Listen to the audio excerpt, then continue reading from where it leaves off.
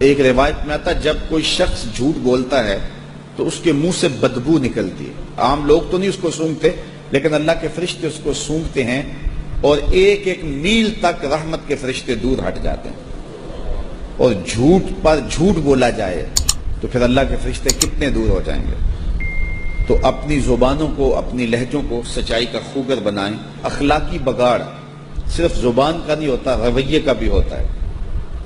آپ کسی شخص کے ساتھ تلخ رویہ رکھیں، آپ اشارہ ابرو سے یا اشارہ چشم سے کسی کی تحقیر کریں تو اسلام اس کی بھی حوصلہ شکنی کرتا ہے. کسی کو عزت دیں نہ کہ کسی کی تحقیر کریں. اسی طرح جو ہے وہ حسد ہے، بغض ہے، کینے ہیں، نفرتیں ہیں جو کہ آج ہم اپنے سینوں کے اندر پالے ہوئے ہیں، اور ایک دوسرے سے ہماری دوریاں، ہماری نفرتیں اس قدر پروان چڑھی ہیں کہ ہم ہر وقت خود اذیت میں مبتلا ہیں. اگر میں کسی کے لیے حسد اپنے سینے میں رکھتا ہوں تو شاید محسود کا تو کچھ نہیں بگڑتا، لیکن اس حسد کی وجہ سے میں لمحہ لمحہ جو ہے وہ اذیت میں مبتلا رہتا ہوں. اس لیے اپنے آپ کو سلیم الصدر بنائیں. اپنے سینوں کو جب ہم پاک کریں گے تو معرفت کا نور سینوں میں نازل ہوگا. تو میں آپ سے گزارش کروں گا کہ اپنے اندر کی صفائی کے لیے میں اور آپ کوشش کریں، اور حسد سے، حقد سے، بغض سے، کینے سے اپنے آپ کو صاف کریں اور اپنے آپ کو پاکیزہ بنائیں اور اپنے رویوں کے اندر خوبصورتی پیدا کریں. حضور نے ارشاد فرمایا، مسلمان کی تعریف کی، من سالم المسلمون من لسانہ و یدہ، جس کے ہاتھ سے اور جس کی زبان سے دوسرا مومن مسلمان محفوظ ہو وہ بہترین مسلمان ہے. یہ مسلمان کی تعریف کی گئی ہے. تو ہم ایسے خوبصورت ہوں کہ ہمارے مومن بھائی کو ہماری جانب سے کوئی فکر نہ ہو کہ یہ میرے لیے ضرر کا سبب ہوگا، اذیت کا سبب ہوگا. اس طرح خوبصورت ہماری زندگی گزرے. جب ہم کسی کو کہتے ہیں نا السلام علیکم، یہ تحیت المسلم ہے، تو اس کا مطلب ہی ہے یہ کسی کو ضمانت دینا ہے کہ تیری عزت، تیری آبرو، تیرا مال، تیری جان میری جانب سے محفوظ ہے. السلام علیکم، تیرے اوپر میری جانب سے سلامتی ہو.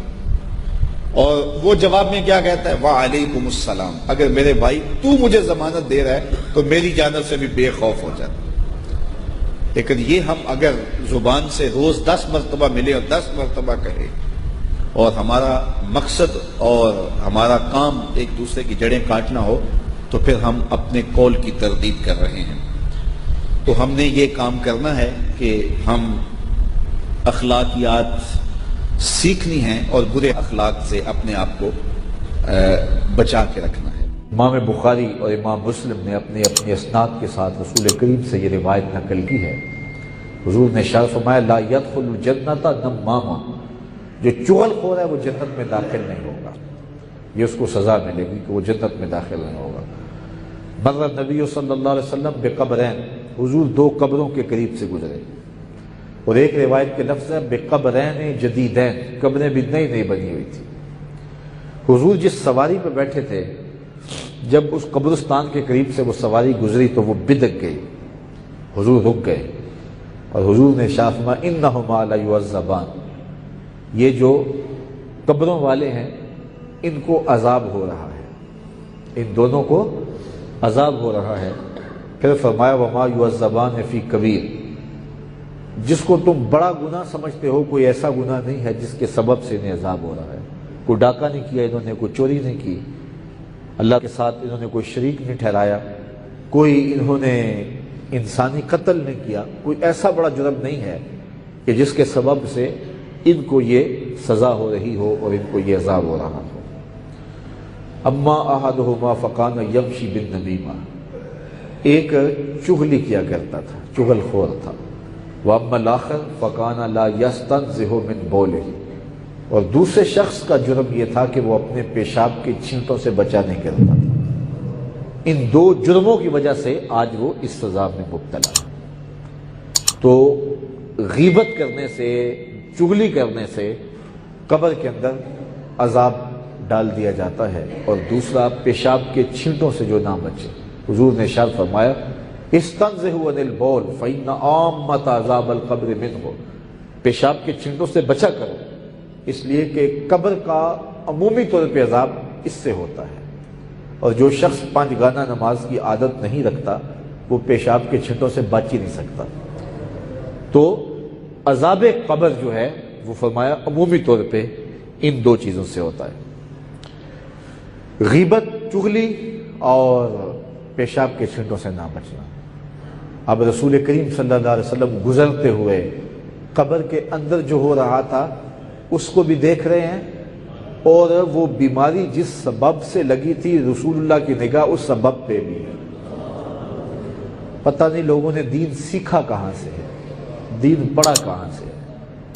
میں بڑا حیرت زدہ ہو جاتا ہوں جب منبر و محراب پہ یہ آواز آتی ہے کہ نبی جو ہے وہ دیوار کے پیچھے نہیں جانتا، اور جو بول رہا ہوتا ہے اسٹیج سیکرٹری نے اس کو 20 القاب کے ساتھ علامہ، فہامہ، پتہ نہیں کیا کیا نام دیے ہوتے ہیں کہ یہ اس زمانے کا اتنا بڑا عالم ہے کہ اس کی مثال ہی کوئی نہیں، جس کو خوش آمدید کر کر کے منبر پہ بلایا گیا وہ کہتا ہے، جس کو علامہ کہا گیا وہ کہتا ہے نبی کو علم نہیں ہے۔